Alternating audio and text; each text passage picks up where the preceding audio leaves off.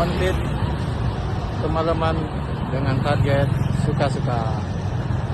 Alhamdulillah, orderan pertama masuk, cuman nganternya ke Sungai Grom, arah Mariana. Yang di cancel Panglaris. Nah, bismillah baik, itu antar ke.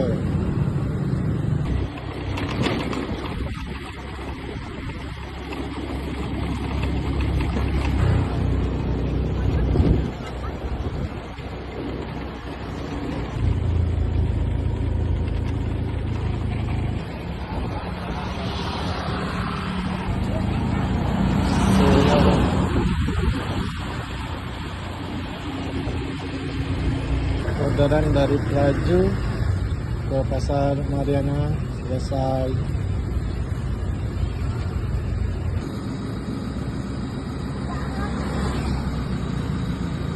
Dapat GoFood, nonton itu komplek Pertamina.